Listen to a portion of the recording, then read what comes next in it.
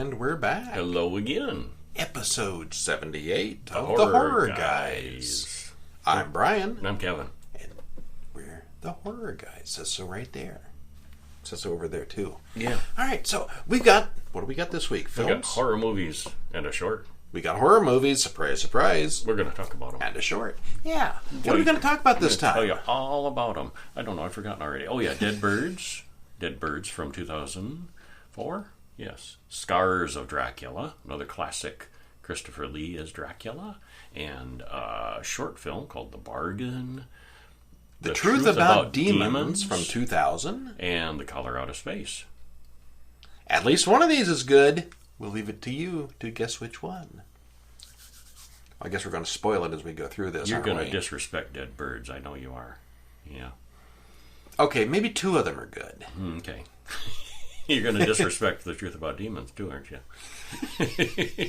He knows. He's going to disrespect movies that I own on DVD. We don't usually talk about these ahead of time. But, he buys the worst dollar store DVDs. These were not dollar store DVDs. You were robbed. Wow. Okay, so as usual, you can read our reviews at horrorguys.com. Check us out at Horror Bulletin on Twitter. Horror Guys Podcast is our page on Facebook. And of course, everything we do is often heavily spoilery. So if you haven't seen Dead Birds from 2004, well, there's dead birds in it. The Scars of Dracula involves Dracula and scarring. Scars, yeah. Color Out of Space. Colors. It's in color. And it comes from space. Yeah. But there may be deeper spoilers ahead. We'll leave that to your discretion. All right. Are we ready? I'm ready. Here we go. So first up, we have Dead Birds from 2004. Yeah. Starring Henry Thomas, who's all grown up after E.T. I wonder how tired he gets of hearing that. Henry Thomas is all grown up. He's probably like in his 50s by now. He's been growing up a long time. And anybody under the age of 40 is like, what? Who? Yeah. Who? Henry Thomas. Henry who? Oh, he's the guy from Hill House. Yeah, okay. Yeah, he's turning 50 next year. He's 49 now.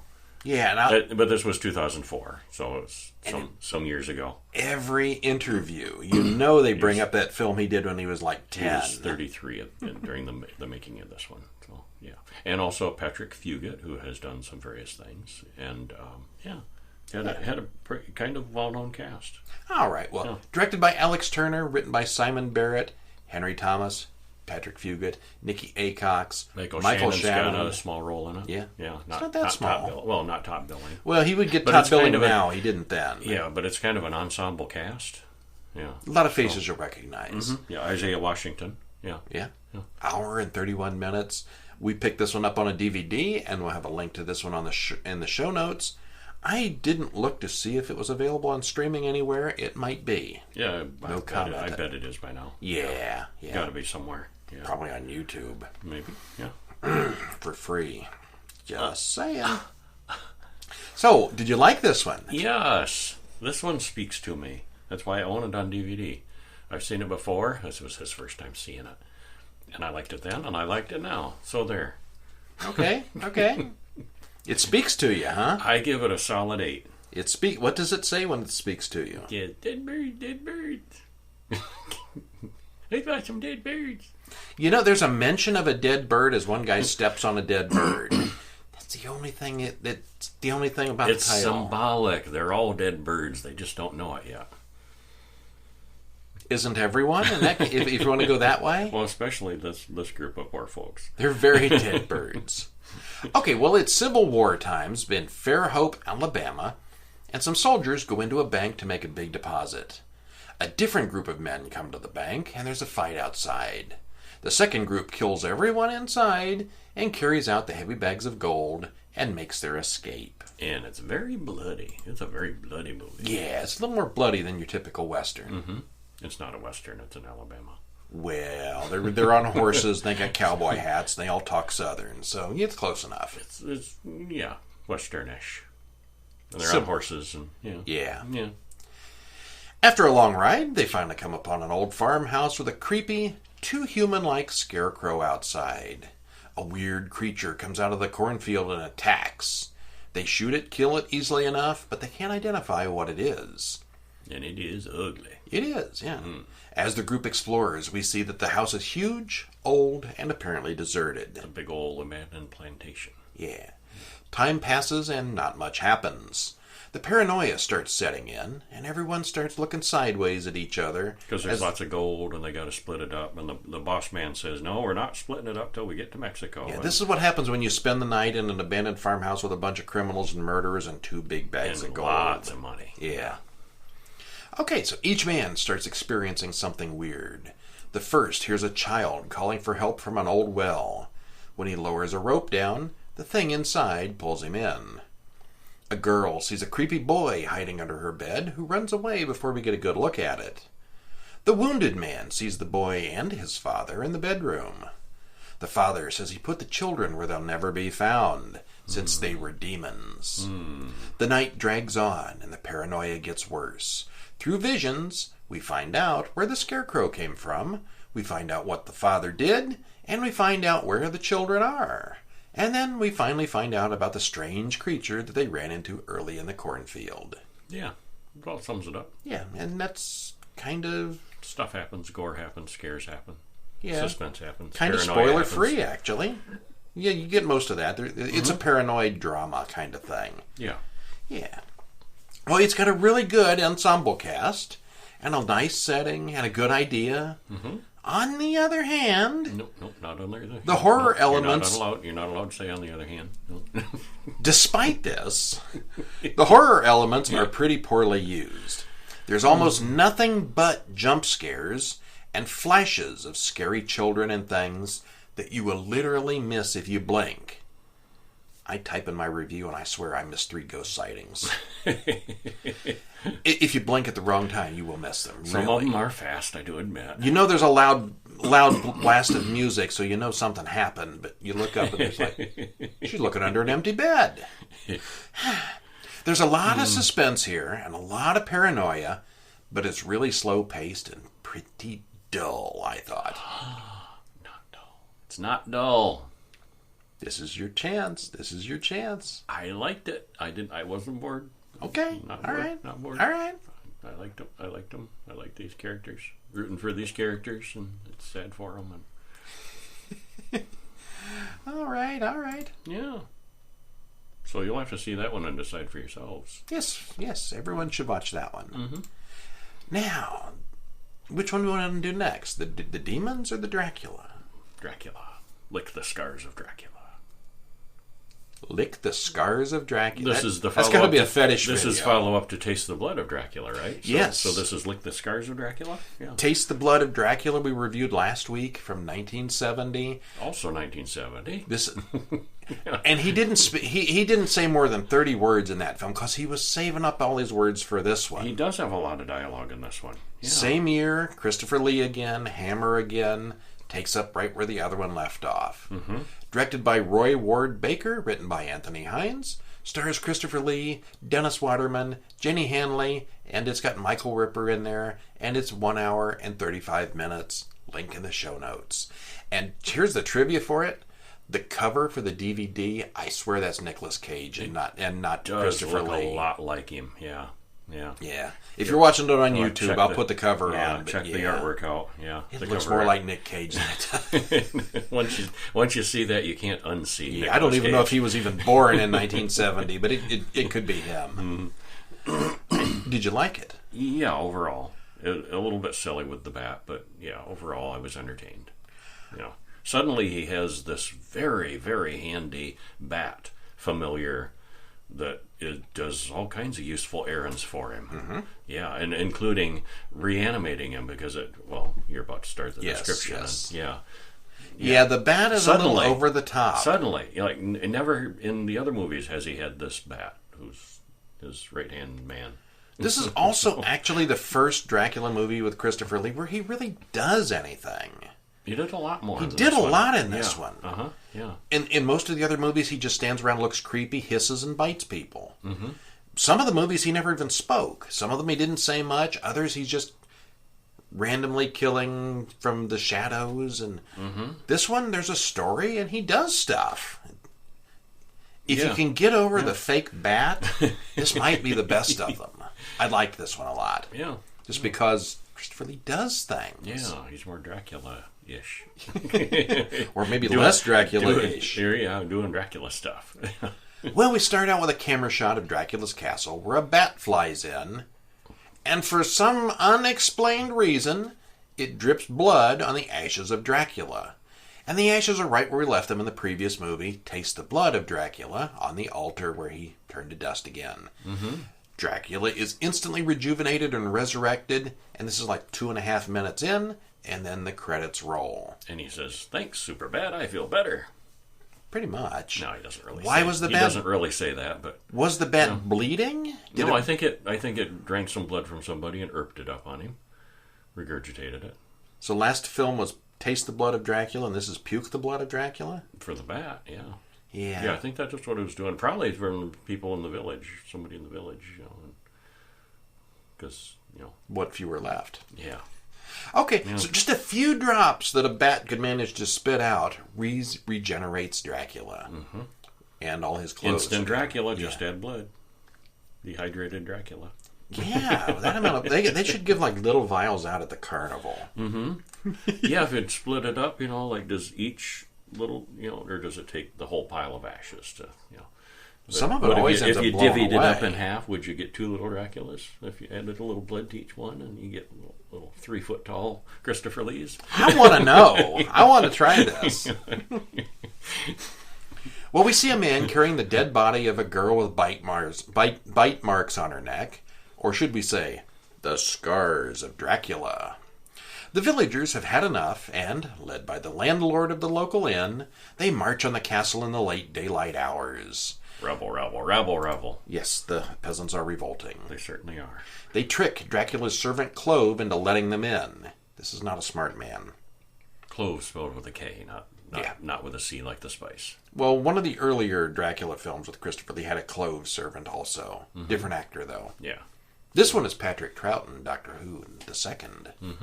And he's very recognizable. Even though he's kind of scruffy looking. He's scruffy, but you can still recognize who he is. And he did this probably shortly after he quit doing Who. Maybe it was the same year. Didn't want to be typecast as the Who. So he became an evil servant zombie man. Yeah. Next best thing. All right, so Clove lets them in by mistake, and they set the mostly stone castle on fire and then run away. Just the wood parts, the wood door. Yeah, they burn the door down and run off. Yeah. That's terrible people. Well, the townspeople return home to find that the entire village has been killed by Dracula's pet bat. Just the women folk they left behind in the church. Yeah, they left them all in the church. The women and the children stay behind in the church for their protection. The church doesn't keep the bat out. Apparently, this one large bat. That's one bat. That killed every woman and child in town. A lot of carnage for one bat. Yeah, it's a big bat. And the implication is, there could have been a flock of bats, but no, we only ever see one, or one at a time. Just one. Just the one, yeah. Call him Bob the Bat. Yeah. Yeah, I think it is just one bat. He's one heck of a bat. How he managed to kill the entire town. See, in the beginning, it's not explained. We don't know what's going on. You'd think maybe Dracula killed everybody in town, but no, he's back at the castle, clearly asleep. Yeah. And this is going on. And from the previous movie, we know he can't go inside a church anyway. Not without some damage. Yeah. But his pet bat can. Yeah. Yeah. Yeah, this bat does all. Yeah.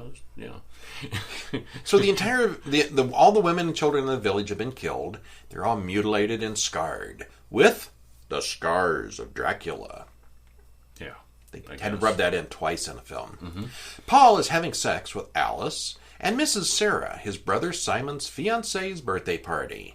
I couldn't fit more apostrophes in that sentence if I tried. That's a complex sentence. It's a complex situation. Her father, the burgomaster, comes in, and she accuses him of rape. That wasn't nice. He made me do it.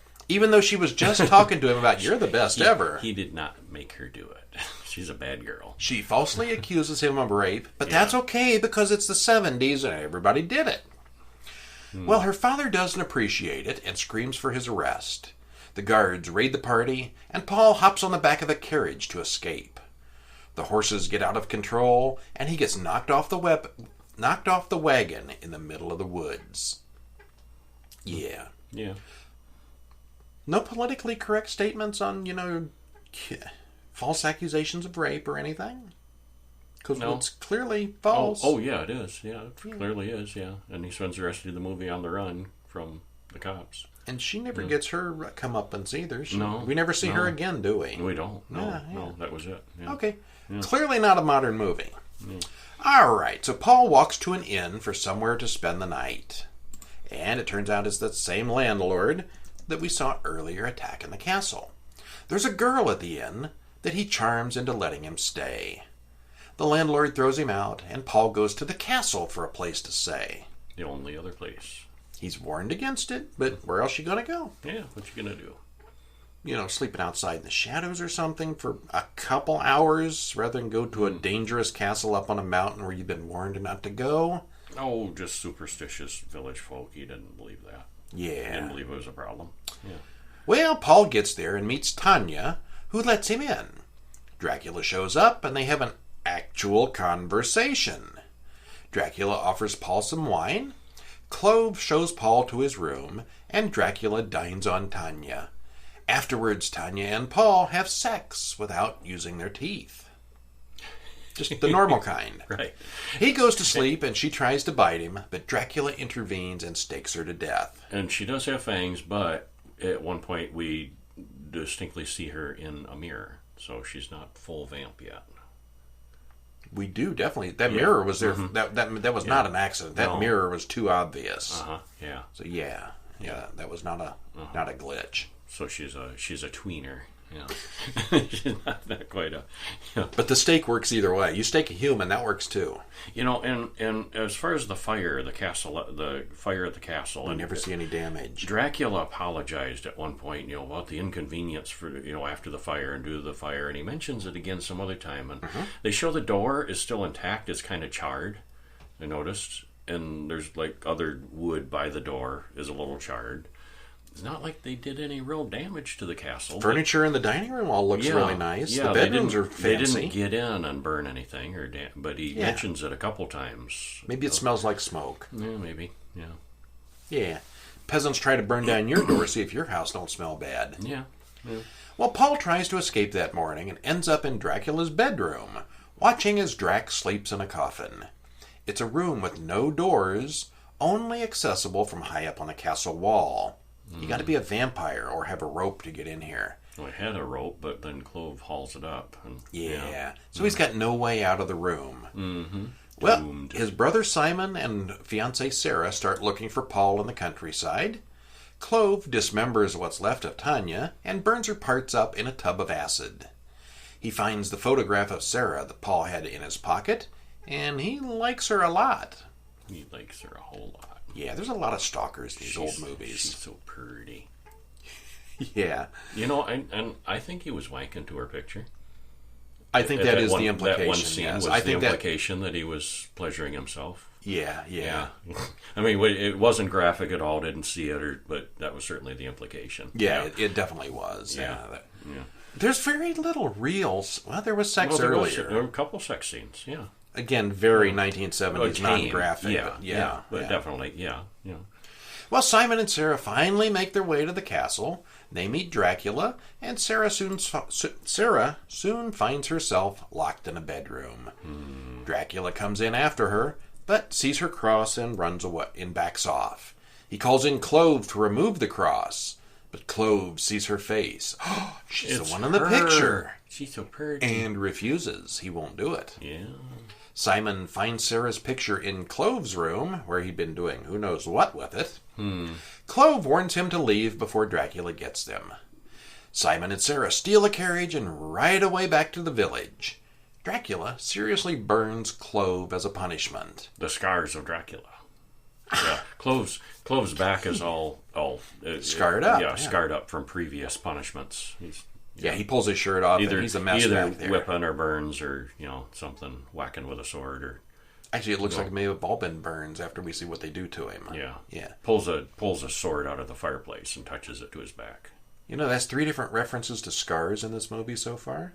Almost like it was the title of the Scar film. themed movie. Yeah. Well, the town priest explains everything to Simon and Sarah. Clove kidnaps the landlord's daughter and takes her to Dracula for dinner. Plus he needs a new concubine. Yeah. Displeased with the old one, so.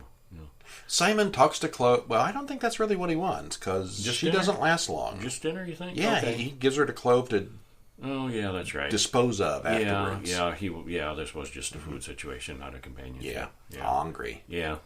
Simon talks... Snickerbar won't work for them. No. Simon talks to Clove and climbs down the wall to Dracula's secret room. He carries with him a stake, but Dracula wakes up at the last moment.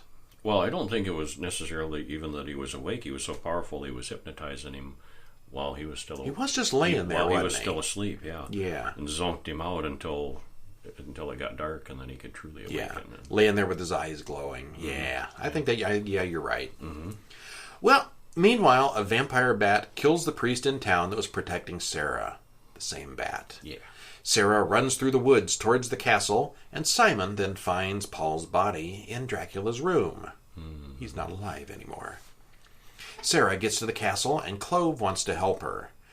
Or he says he wants to help her. And that was funny, too, because, Sarah's on the way to the castle, and Simon and Dracula are talking, and Simon says, "Oh, she's safe. She's far away." And the bat comes in and kind of hovers in the window, going chirp, chirp, chirp, chirp, chirp, chirp. And Dracula's like, you don't say. Yeah. So Dracula and the bat have a conversation. Yeah. He's got all kinds of new powers. The squeaks that he works reconnaissance for Dracula, Joe. Yeah. So, Clove is going to help Sarah now, and Dracula interrupts and hypnotizes Sarah. She grabs the cross and breaks the spell. She grabs her cross and breaks the spell. Yeah. Dracula gets his pet bat to steal the cross away from her, leaving her unprotected. This bat is useful. Mm-hmm. Yeah. Dracula then throws Clove off the top of the castle. Poor Clove. It goes on for like 30 seconds. And then Simon throws an iron javelin at Dracula, which boom, goes right into him. It sticks right through him, probably goes all the way through. We can't tell. Dracula looks down, smiles. Didn't hurt. Pulls out the javelin, gets ready to throw it back at Simon, and guess what happens? Lightning. Lightning strikes the iron javelin. Dracula bursts into flame. He falls off the castle, and he falls right after Clove. Never to be seen again. No more Dracula. Never again. No more Draculas. Yep, that's it for Dracula. Done for good. Done forever. Dracula the past. Question. Does Dracula have to stake everyone he feeds on? He's probably the greatest vampire killer of them all, if this is the case. I think that eventually he will, or they'll turn. Yeah. If he doesn't want more vampires. Tanya, she was there. He bit her. And later that night, she turned into a vampire. And he killed her. Yeah. He didn't want to help her. He didn't want the competition. Yeah. Every woman he's ever bitten, he's had to stake himself. Or not. Whichever. Or not, if he wants them around for a while. But, yeah. Yeah. Which makes sense if you're a vampire. If the rules say everyone you bite is infected. Everyone you kill. Same with werewolves. They'd be everywhere. Maybe a little taste doesn't do it. But if they die, they come back as a vampire. Yeah. You'd have to take care of that. Clean up after yourself. Yeah, you would have to. Yeah. And this is also the first mention here, in this series at least, of Dracula's power over animals, especially bats. They say animals. I think there's a mention of wolves. But yeah, bats for sure in this one. Certainly, yeah. This one's bright, clearly filmed, very colorful, and looks really sharp. The acting is mostly good, but Dracula's makeup looks a little off here. Did you think? Really pasty looking. He's very pasty looking with the almost pink lipstick. Not clownish, but not like the others. Yeah, different. Yeah. There's a neat special effect where Christopher Lee climbs up the wall of the outside of the castle. Did you see that? Yeah, that was pretty neat. That was neat, yeah. And he shows a lot more personality here than in any of the other Dracula films, where he's usually more animalistic. Snarls and hisses, and he's a civilized guy here. He's a killer, but he's civilized. Crafty and charming, and Yeah. Yeah. All right. Did we watch a short film this week? We did. We watched one called Bargain. Bargain. What did we pay for it? Nothing, because it's free on YouTube. It's a bargain at any price. Yeah. Did you like it? No, not so much. I mean, I can't complain about the production value and the acting and all that stuff, but at the end, I literally said, "That's it." He did. He did. He was here. He witnessed me saying That's that. it? Yeah. Well, I'm going to be more generous. Story-wise. Yeah. So this time you get to hear him unload, and you better be unloading on this one. You owe me. Okay, so it's called Bargain from 2020. Just came out a couple weeks ago. Directed by Clifford Mew. Actress is Yi Liu. Runtime 8:15. Not Amazon. YouTube link in the show notes. So this woman is renting a sky-rise apartment, and the realtor is a high-pressure kind of guy. She says she's an international student, and he says, well, in that case, you're going to have to pay a year's rent in advance. $70,000 comes up later. It's $70,000 for a year's rent. New York. Yeah. Prime apartment. Why do people live in New York? That's a lot of money for a year. Well, you can get an apartment down the street for like $300 a month. You could get two houses. And have all the crackheads you want as neighbors. You could get two small houses side by side here. Yeah, you could. Okay, yeah. Well, anyway, she says she'll take it. And a little bit of time passes, not too much, and we get this shot of the apartment. She's all moved in now. And we hear this 911 call about a domestic dispute situation. And it turns out it's the woman we saw earlier watching a video of something bad happening on her iPad. Friend sent her the 911 call. Yeah. Yeah. Well, whatever happened, it was in this apartment, and now she's stuck with a haunted apartment, she says. Turned out the dead woman that was murdered in this apartment was stabbed 11 times right there where she sleeps. Mm-hmm. She's terrified of the ghost, which her friend on the phone explains can't possibly be real. How many people in New York City are murdered? They'd be having ghost parties on every block, he says. He doesn't quite take it seriously, but his logic is pretty good. Yeah. And then we see her again, and we have to decide, is it imagination or is it as real as she thinks? You'll find out. You'll find out by watching yourself. Well, my opinion of it is there's a lot of build-up, but not a lot of payoff, so I know where he's coming from. Mm-hmm. But I would imagine that if ghosts were real, this is how many of these stories would probably really end in real life. Maybe. Yeah. It's well shot, carefully lit, and Yes. it looks good. Mm-hmm. There are probably more subtitles than is really reasonable for a primarily English-speaking audience. They start off speaking English. But she makes a call to China. A rather long call to China, where she said she's not Chinese. I didn't catch the language, though. Well, I didn't quite get that, but she said, but it sounded Chinese to me. Certainly not Japanese. I thought she was calling China. No, not Japanese. Yeah. Not Korean either, I can tell. Yeah, I don't know. Yeah, I think it was China. I don't know what she was talking about there. So anyway, she called somewhere and had subtitles for probably half the film. Because the realtor asks if she has views like that in China. And she says that's not where she's from. But then she calls... Maybe she is from China. She's just not from the big city where the towers are. Yeah, maybe. It could go that way. Yeah. Well, whatever. Yeah. If you're into modern ghost stories, it's worth a watch. It's a little bit different. Now, slam away. No. What? No, I've done my slamming on it. No, you hated it. It was the worst movie you'd ever seen. No, that's not true. Not true. I've seen worse. This week? No, not this week. Ah, okay. But we have The Truth About Demons to talk about, which I understand that you didn't like very well. Yeah, I liked it a lot. This is another one that I own on DVD because I liked it so much. I bought it and own it. And we'll watch it again and again. Well, I don't know about that, but I've seen it a couple times and I still liked it. A couple of... I suffered through this once. Just once. Mostly. Huh. Okay, so it's The Truth About Demons I liked it. from the year 2000, directed by Glenn Standring, written by him as well. Stars Carl Urban, Katie Wolf, Jonathan Hendry. Run time of 1 hour and 30 minutes. And this is 2000, so, 20 years ago. Prior to the Lord of the Rings film, I don't know that anybody had known Carl Urban at that point. Had he done anything before this? He did start doing stuff in '91. Oh, okay. Yeah, nothing real huge. Mm-hmm. Yeah. Yeah, I'd never heard of him before Lord of the Rings. Mm-hmm.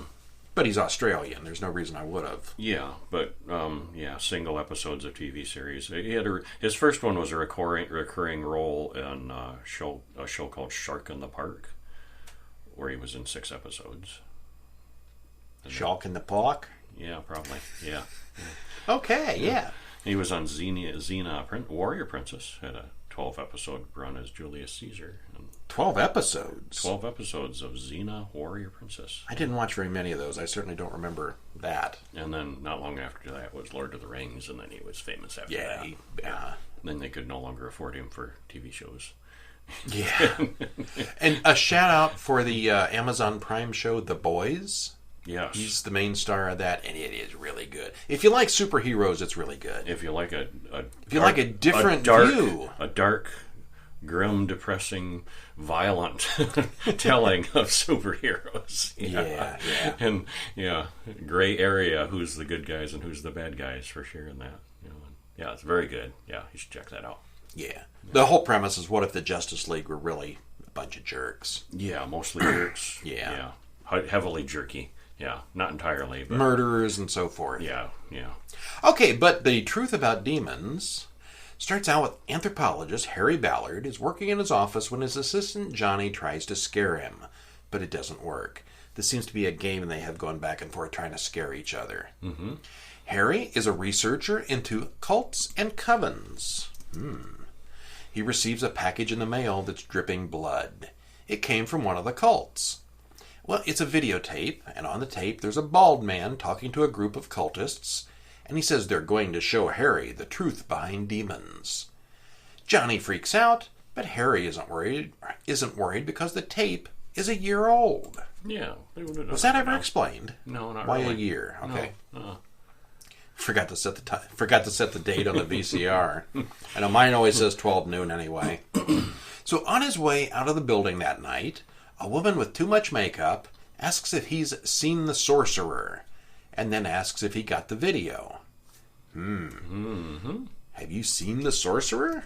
Have you? What are you talking about? The Emerald City or what? The wizard? Well, she gives him a charm and says he has to keep it close to his penis. And it's not what it sounds like. Yeah. He assumes it's a joke. A weird-looking man outside says he'd better be careful, or Harry will wind up like his dead brother. This group of punk-looking cultists then grab Harry and throw him in the back of a truck. They take him to some kind of torture warehouse and chain him up. At this point, the punk people act like ridiculous caricatures of punks on drugs. Yeah, they give punks a bad name. I sort of lost all suspension of disbelief with this group. Pure comic book bad guys. Straight out of the X-Men or something. They all look like punks. They all talk in these crazy accents. Yeah. They've got the makeup and the piercings and weird hair. No drugs that we're aware of, but they sure act like they're on drugs. And well, they gave him drugs. Yeah, they did. Yeah. Yeah, they inject him, and they lost me at this point, really. Yeah. And he escapes, but has a vision of the bald man turning into a demon. He then dreams. But I mean, through a lot of the movie and quite a ways into it, you're thinking, "No, that's just people doing it. It's just people and it's drug-fueled hallucinations." Yeah. And there's even some doubt that maybe he's imagining the whole thing. Mm-hmm. Yeah. So he dreams that the gang kills his girlfriend, but when he wakes up, she's just gone. He follows a trail of blood and finds her body strung up with barbed wire in the next room. "I Killed This Demon" by Harry Ballard is written on the wall. And the police are knocking on the door outside. He runs out and gets a cheap motel room to collect his thoughts. Because, we don't know how they got there that fast. And there's some other things that aren't quite explained later on that we'll get to. He calls Johnny for help, and Johnny freaks out once again, because that's what Johnny's there for. Johnny leaves and is killed by something nasty before he even makes it to his car. The bald preacher from the video finally confronts Harry, and Harry gets to see an actual demon. It's real. Yeah, the woman with too much makeup explains that her name is Benny, when she comes to his rescue. She explains that LaValliant is the high priest of the Black Lodge, and he was involved with the death of Harry's brother. Well, there's some mumbo-jumbo about the cult and a few jump scares before the demon cult attacks the building. I kind of fogged out at this point. There's a lot of blah, blah, blah before the demons attack. They get away and go to the torture warehouse from earlier. They break in and see the bald guy and his men carrying out bodies. Harry then sees Celia, his dead girlfriend, in LaValliant's arms. She got better. Is she real or is she a zombie? He follows her home and confronts her. Oh, she's real. She accuses him of being on drugs for the past 2 days. Why does he keep doing this to her? Well, he's then knocked out and wakes up to see LaValliant there kissing Cecilia. They hold him down and cover him in cockroaches for some reason.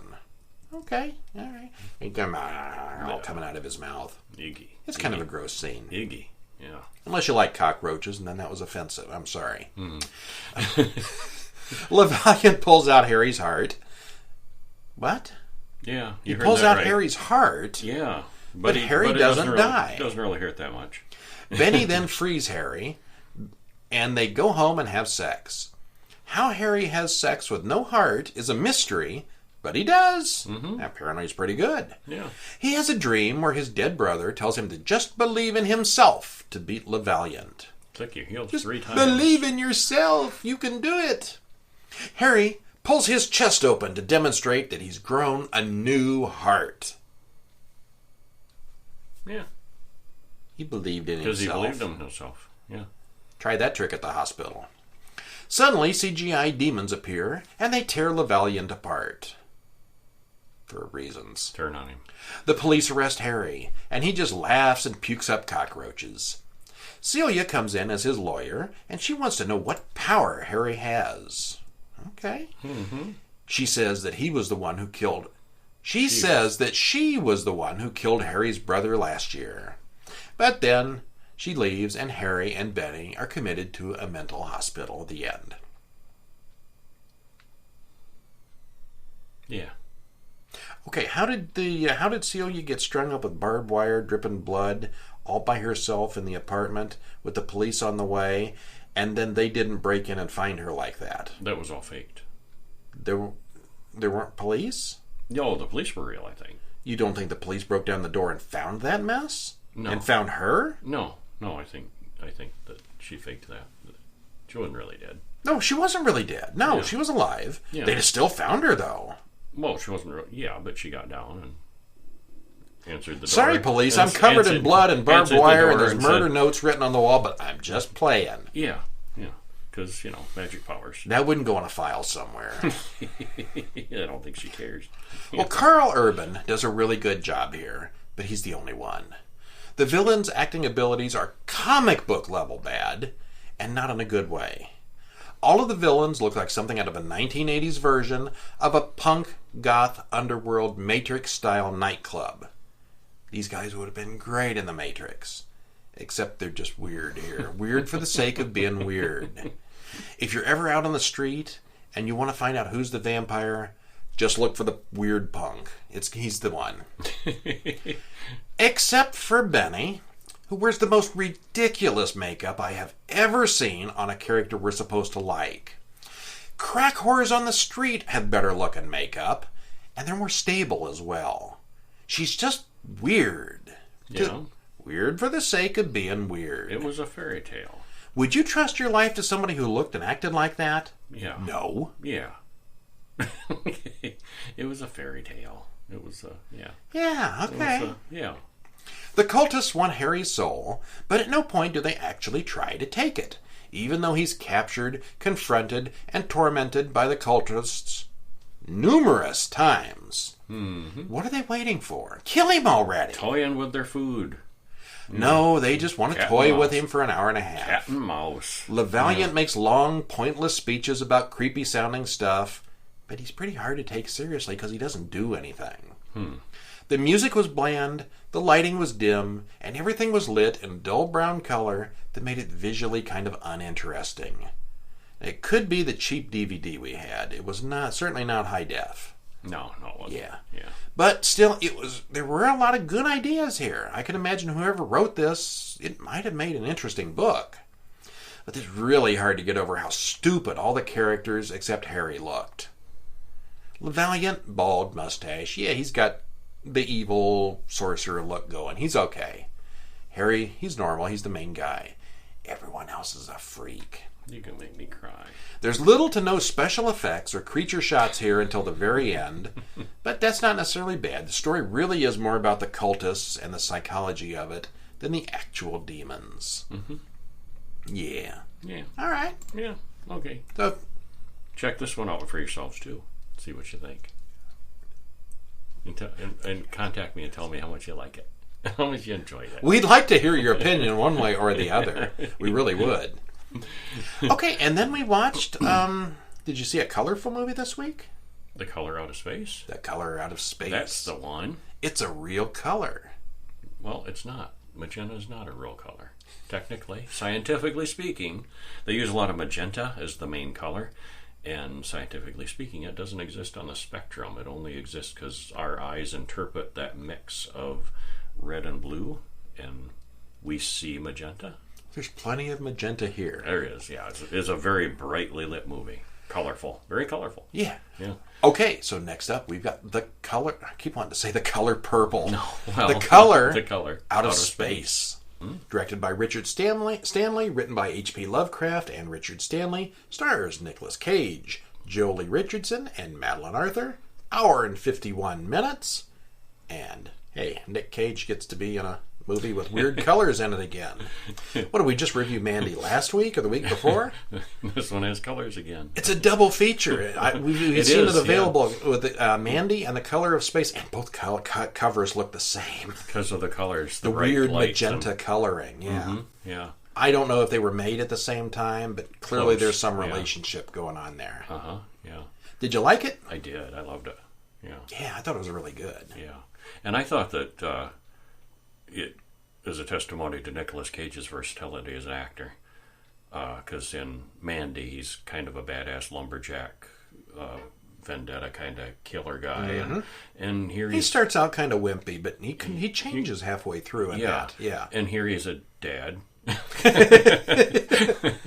good dad and a bad dad, but he's just a dad. Yeah. Just a normal schlub. Yeah. I thought his characters were very distinct between the two movies. Yeah. Seeing them that close apart, it was easy to see.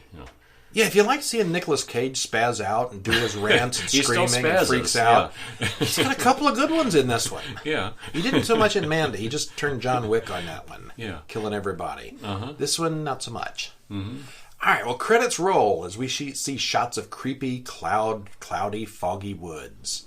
The narrator reads lines from the Lovecraft story that the book is based upon. Mm-hmm. Lavinia Gardner does a spell in the woods to cure her mother's cancer. She also wants to get out of that town. Guy walks up that she's never met before. His name is Ward. He introduces himself as a surveyor for the county. He was the narrator at the beginning, too. Was he? Yeah. Okay, I did not pick that up. Oh, okay. I recognized his voice, yeah. Okay. Well, she's heavily into Wicca and related things, and he seems otherwise like a normal guy. He's a hydrologist. Yes, a water expert. Studying the water, yeah. Yeah, she goes home, and we see that Teresa, the mom, is suffering from cancer. Her brother Benny is a pothead, and the father Nathan is just trying to keep everything running together.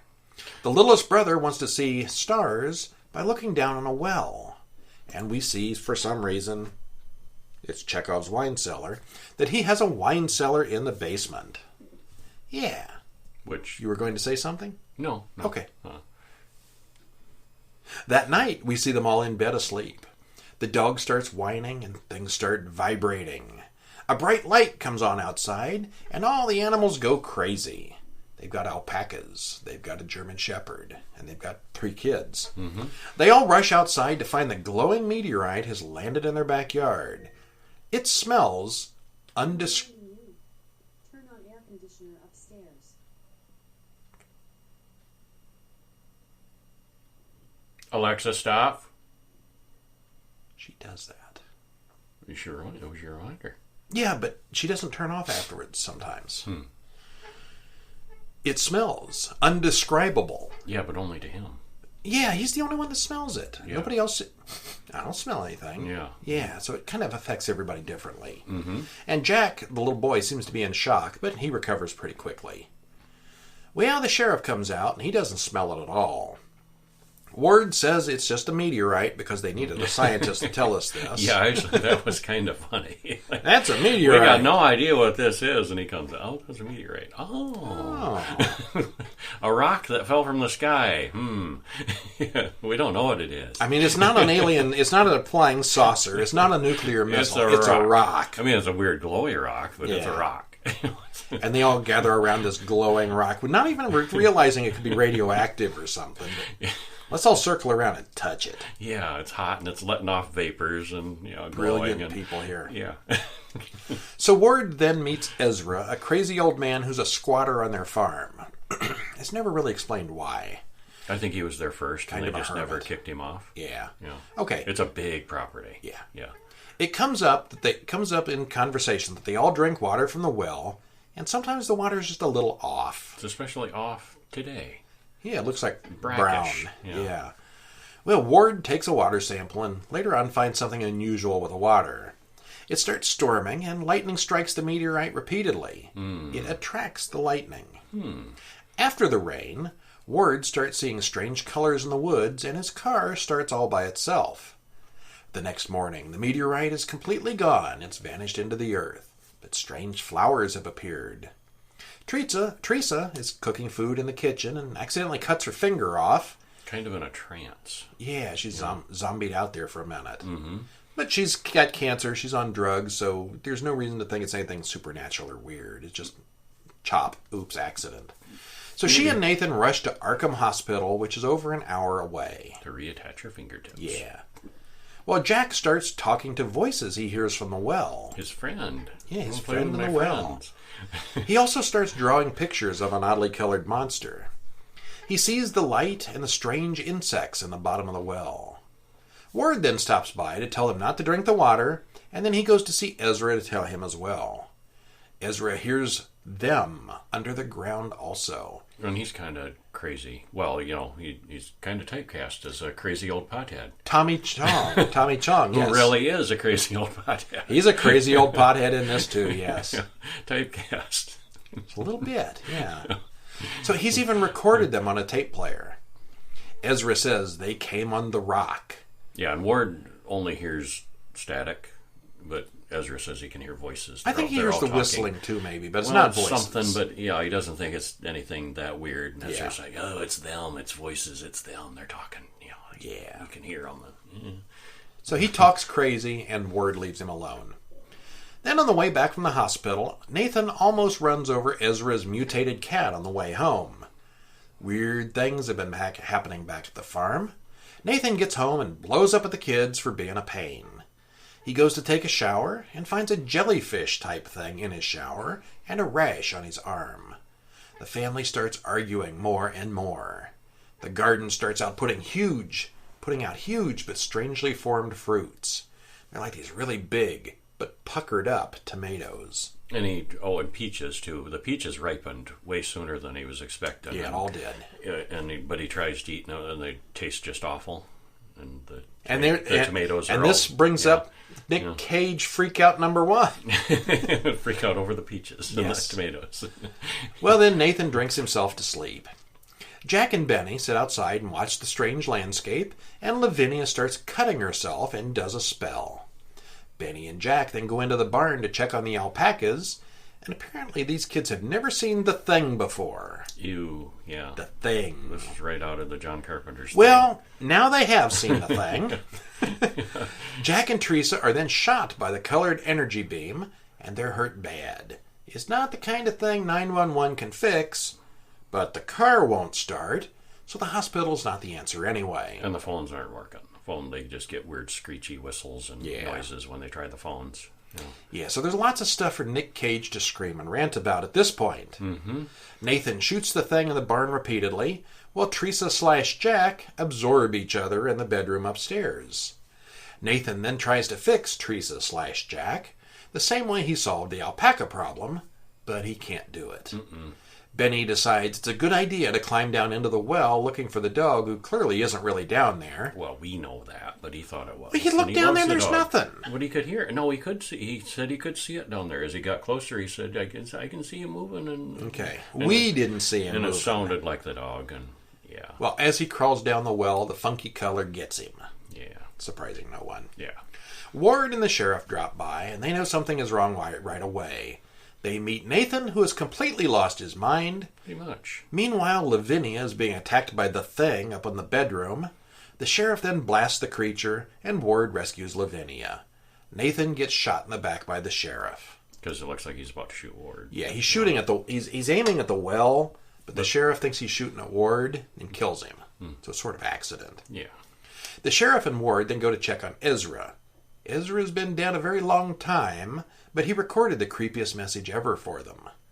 Which I don't know how they pressed play, or is it on eternal loop on a reel-to-reel recorder? Did you notice, though, they showed, and the tape wasn't running over the tape head. They showed it was just the voice was there. The sheriff was looking at it, and the reel was moving. I didn't catch that. The tape wasn't moving over the tape head. There was no, it was the voice was coming from there. Somewhere. Okay. Yeah. All right. Yeah. He recorded the creepiest message ever for them. A tree then reaches down and grabs the sheriff, leaving only Ward alive. Ward gets a vision of the colors homeworld, and then it comes out of the well. Dun dun dun. And then things really get crazy. Yeah. Well, one final, ultimate. Well, then Ward and Nathan, who is still dead, by the way, have a bit of a face-off in the wine cellar before morning. The city then decides to build a dam there, supplying the entire eastern seaboard with all the water it could ever need. So was everything okay or not? Happily ever after. Yeah, maybe. Probably. Perhaps. No. No? Okay. All right, well, there's mention of a few H.P. Lovecraft tropes in here. Arkham Hospital, Arkham Asylum, yeah, and the Miskatonic River. And I noticed Ward was wearing a shirt, Miskatonic University. Oh, okay. The weather report on the TV mentions Innsmouth, Dunwich, and Kingsport, all cities from other Lovecraft stories. So that's what they need to do with a shared universe. Well, and the director said that he's planning on making that this is going to be the first of a trilogy. That there is more going to be coming. All right, Nick Cage didn't start it all. More in this universe, I guess. All right, well, the visuals and music are good. The creature effects are excellent, and the acting is all good here. Now, Nathan seems like a perfectly normal good guy father before all the trouble starts. So his shift to an abusive madman is a little out of the blue here. We don't see any indication that he's like holding in a lot of stress, or that he's a drunk, or that he's a abuser, or anything like that. It was the color. He seems like a nice guy in the beginning. The color is driving them all mad. Yeah. Still, does it create things that aren't there to begin with? Yes, apparently. All right. Yeah. Still, he's been drinking ice from the well, so it's obviously done something to him internally. Yeah, and they show that when they pour in a drink and the ice cubes are just funky ice colors. is shimmering, yeah. Iridescent, like something's not right there. So he's not drinking the water, but he's having the ice. Yeah. Yeah, it's a long film that never really, almost 2 hours, and never really drags. The characters all work well, and the creature is mysterious enough to stay interesting all the way to the end. Never do get a lot of answers. I really liked it. Me too. Yeah, it was good. Excellent. Strong recommend on that one. Yes. And that's our show. Thanks for joining us. Stop in during the week at horrorguys.com for news and horror updates, to comment on the podcast, or to contact us.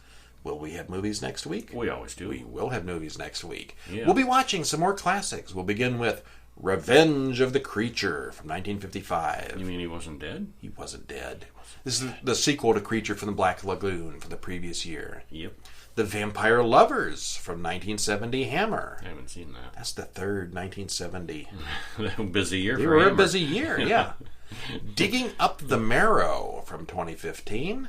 That's available. Is that a Shudder? That's a Shudder. That's on Shudder. Uh-huh. And 2014's documentary, Why Horror? Why do you watch horror? Send us an email. Yeah. horrorguysmail@gmail.com. Tweet to us @horrorbulletin. Leave a voicemail. 937-453-14 1575. How many podcasts have an actual phone you can call? Well, An this actual one phone does. number. Yeah. It's voicemail. You're not going to talk to us live, so don't be afraid of that. Call in the middle of the night. We don't care. Once in a while, we should surprise them and say, an answer. Hello? Hello? No, not going to happen. No. But yeah, and we would like to hear, why do you like horror movies? How did you start with horror movies? Yeah. Yeah. Why? Why horror? Bring it on. Yeah. And we'll probably sneak in a short film or two next week also. Yeah. Well, he's Kevin. And he's Brian. And we're the Horror Guys. And we'll see you next week. See ya. Bye. Bye. You don't have your I skeleton don't have my little hands. bony hand. No skeleton hands. Bony hand. Bye.